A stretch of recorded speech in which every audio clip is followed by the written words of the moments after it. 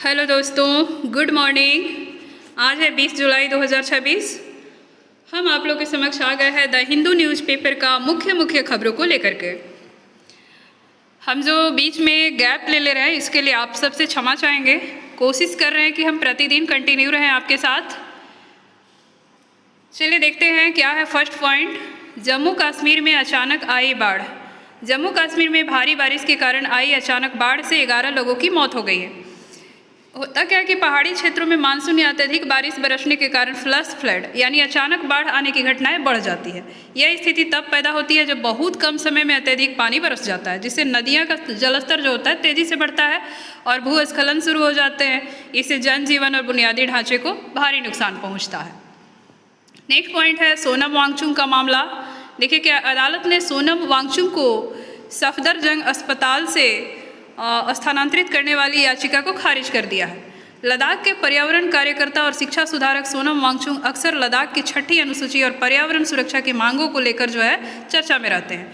इस कानूनी फैसले का जो है सीधा संबंध उनके विरोध प्रदर्शन या स्वास्थ्य स्थिति के दौरान अस्पताल में रखे जाने की कानूनी वैधता से है, जहां अदालत ने उन्हें कहीं और शिफ्ट करने की मांग को नामंजूर कर दिया। नेक्स्ट पॉइंट है E20 ईंधन पर बहस। E20 ईंधन में बदलाव बहस का विषय बना हुआ है। E20 का मतलब है 20% एथेनॉल और 80% पेट्रोल का मिश्रण। भारत सरकार कच्चे तेल के आयात को कम करने और प्रदूषण घटाने के लिए वाहनों में E20 ईंधन को बढ़ावा दे रही है। हालांकि यह बहस का विषय इसलिए है क्योंकि पुराने इंजनों का जो है इसका असर पुराने इंजनों पर इथेनॉल उत्पादन के लिए खाद्य फसलों के इस्तेमाल से खाद्य सुरक्षा पर प्रभाव और उसके आर्थिक पहलुओं को लेकर विशेषज्ञों में अलग अलग राय बना हुआ है। इसके लिए देखिए नेक्स्ट पॉइंट है मानसून सत्र और संसदों की मांग। संसद के मानसून सत्र से पहले सांसदों ने नीट परीक्षा विवाद और परिसीमन पर बहस की मांग की है। हाल ही के दिनों में नीट परीक्षा में कथित पेपर लीक और अनियमितताओं को लेकर देश भर में छात्रों और विपक्ष ने भारी विरोध जताया है, जिसे संसद में उठाने की तैयारी है। इसका क्या है विश्लेषण। लोकसभा और विधानसभा सीटों की सीमाओं को दोबारा तय करने की प्रक्रिया को लेकर दक्षिण भारतीय राज्य और विपक्षी दलों में प्रतिनिधित्व को लेकर चिंताएं हैं, जिस पर सांसद जो है चर्चा चाहते हैं। नेक्स्ट पॉइंट है राष्ट्रगीत के अपमान को अपराध बनाने वाला विधेयक।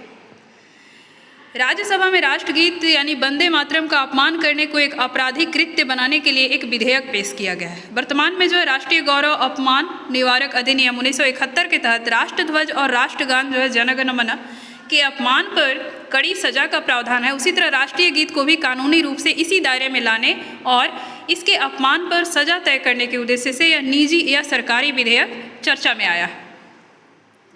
नेक्स्ट पॉइंट क्या है आज का द हिंदू न्यूज़पेपर का। देखिए गाली गलौज वाले शब्दों पर सुप्रीम कोर्ट का फैसला।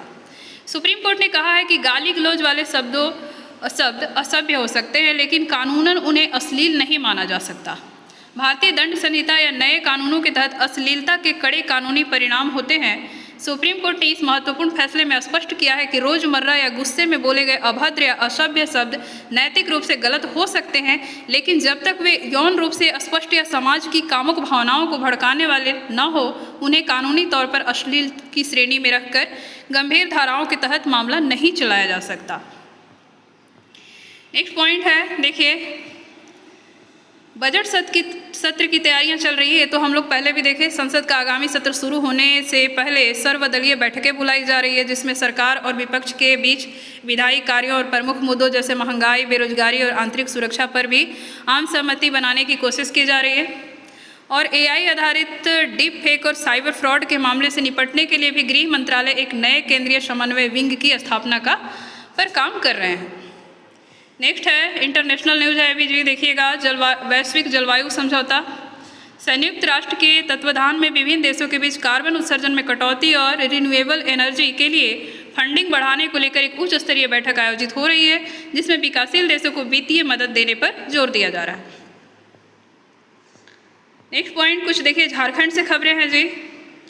झारखंड में मानसून की स्थिति। राज्य के विभिन्न हिस्सों में हो रही मानसूनी बारिश से किसानों को राहत मिली है और धान की रोपनी के काम में तेजी आई है। हालांकि कुछ निचले इलाकों में जल जमाव की स्थिति पर आपदा प्रबंधन विभाग जो है नज़र रख रहा है।